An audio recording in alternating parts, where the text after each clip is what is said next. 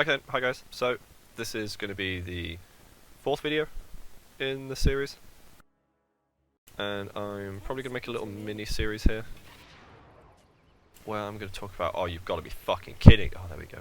Thought I couldn't zoom out then. I've had this problem like 4 times in a row now. Real pain in the ass. So this is going to be the fourth video. I'm going to probably make a mini series where I talk about pulling and just general things about using these pull camps effectively. I was going to try and cram them into one video, but I realised there's way more situations than I thought. And I also stumbled across this replay where I think iG play this lane really smart. I'm not sure if this is like a thing that everyone does, because I've not been watching much Dota. But the way they play this camp, I think, is something we could all learn from. So the lane is a 3 vs 1. It's a farming Venge with support Nyx and support Warlock against a solo offlane Legion Commander. And the way they use this camp means that the Venge gets much more farm from the lane than she ordinarily would have done, or at least she has the opportunity to. So we're going to fast forward and get the game started. We're going to initially just watch Radiant Fog, and we're going to see what happens. Dire have blocked this camp with a little sentry in here. You can't see it because I'm on fog at the moment, but I'll swap just so you believe me. There you go, there's a sentry. And the way they play this is Nyx stands here. I think he's necessarily just looking to see if this camp spawns, but he sees this camp has spawned, so then they don't have to ferry in a sentry. If this camp hadn't spawned, they either would have had to have gone and checked this, or ferried in a sentry trying to block this. Going to ignore this failed blood attempt, it fails anyway, spoiler alert. Unfortunately though, if you don't scout these camps before the minute, and they both are blocked, then you don't get this pull opportunity. It's quite an investment though for them to block both your camps, so maybe you could assume one of them will be open. I don't know. Is this just how they choose to play the lane? I'm sure as this mini-series goes on, we'll see other ways that people play it. So, general support zoning shit, we'll switch back to Fog on both teams. Warlock goes to connect this stack. And he gets it. He pulls this range creep aggro, but it fucks up. We'll pretend this doesn't happen, because obviously we're just thinking about what they were at least intending to do. And here is the first thing I want to point out. I'm pretty sure this isn't iG specific, but this is something that I think a lot of lower level players could learn from, including myself. I kind of learned this from making this video series. The way they deal with this pull camp is quite smart. Ordinarily, in this situation, most supports will identify that this lane is pushing. And they'd go, oh okay, yeah, lane's pushing, I'll pull next wave, sure thing. And they'd let this go, and then they'd pull this into lane, and creeps would go aggro, and they'd be like, yep, did my job, happy days. But what would happen is, these 4 creeps would continue strolling through the lane, and they'd meet under tower, and Legion would be able to farm these creeps without any problem. Maybe even if they pressure her really heavily, she might not get all the last hits, but she would get experience from it. Because as we discussed in the zoning video, the creeps like here, you can't really push Legion out of experience range. So what Warlock does instead is he sees these creeps are getting low, and he connects the pull early. He times it with this creep dying, and he utilises a little aggro maneuver that maybe not everyone's aware of, but when an auto attack lands on your hero, that will draw aggro from creeps.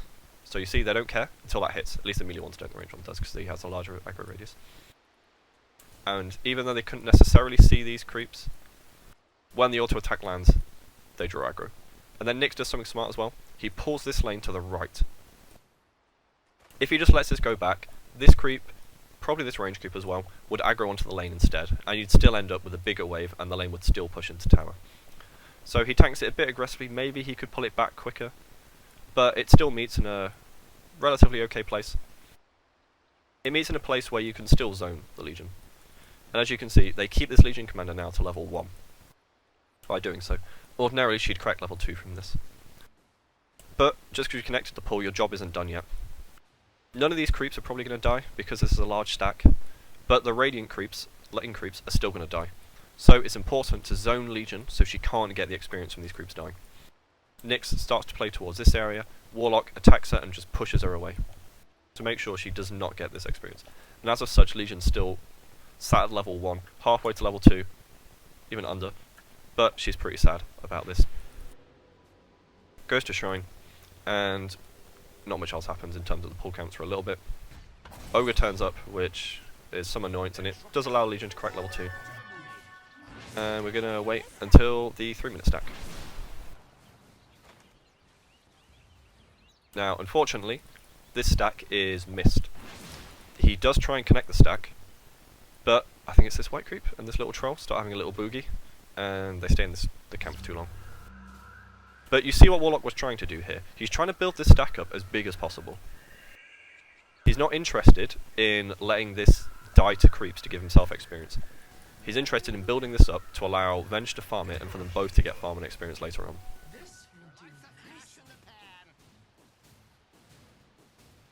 So, we'll fast forward this a little bit. And we'll see, again, he goes for this same pull. He doesn't let the lane push into tower, but he's still, look, he's attacking this range creep. He's trying to push the lane out, because he wants to get this pull into lane to start softening up so Venge can farm it. So we fast forward a bit, and with catapults it's really easy. Pretty much anything is higher in aggro priority than a catapult, I think. So just seeing these creeps is enough to make these get angry and go, rah, I'm going to fight them. Maybe it needed the auto attack as well, not 100%. But you see, they go off. Venge farms a lane. Note at the moment, at least, this hasn't cost Venge any last hits per se. I'd say maybe she missed 1 or 2, but like, she has the opportunity to get all of this farm. Doing this hasn't hindered her at all yet. And the idea here is they're just trying to build up this large camp stack. They can't get the 5-minute stack because this catapult and this range creep are a real pain in the fucking ass. Because they just like dance between these two, but yeah, you see the point they're trying to make. They're trying to make this stack large, and by constantly pulling it, they're starting to weaken it and soften it up. So that when this wave comes through, this is when they then pull it properly, and Venge is going to go farm it. Venge has phase boots and a blightstone, going to be enough to clear the stack. And oh, I remember hotkeys. Yeah, look at that. I had to reassign those so I can actually do this. Venge goes straight away to farm this. Look at how low these creeps are though already, at least the 2 big ones. Because of these constant pulls, Venge just basically 2-hits these creeps. Now, the lane is going to come through, and Venge is going to miss 2 creeps worth of farm. But she has cleared 2 large camps. Should be 3, but Warlock missed that stack. And one thing I would like to see here is Warlock run to lane a lot sooner. That way Venge would get solo XP for all 3 stacks. And he probably needs to take a little bit, because otherwise he doesn't have an experience source for the early game, apart from sapping. But here, he had the opportunity to get 2 last hits, but he's too late, so he misses them. That would push him almost to boots. So that's maybe one thing they could have improved on. But apart from that, the way they played this lane, and this pull camp, I think is really smart. Getting a double stack, probably should have been a triple stack, cleared on your Vengeful Spirit early, means she gets an experience boost, as well as a farm boost. She's a little bit low in level because Warlock had been sapping a fair bit. But the net worth boost from clearing the stack is substantial. Because if you think, she only lost 2 lane creeps to clear a 3 stack. Well, a 2 stack, but it should be a 3 stack of creeps. Warlock managed to take probably about half the experience from this. Well, I say half, like a quarter, because it's half of a half. And then went to lane to get those 2 last hits. Missed them, but if he got there sooner, he'd be on boots. If it had been a triple stack, maybe he gets a bit more experience. But I think this is a very interesting way they've played this lane. It was a 3-on-1, and they have zoned the Legion out now completely. She's just gone off. But I think this kind of efficiency stuff is definitely cool to think about, as well as maybe put into practice when we play in a triple lane against a solo offlaner.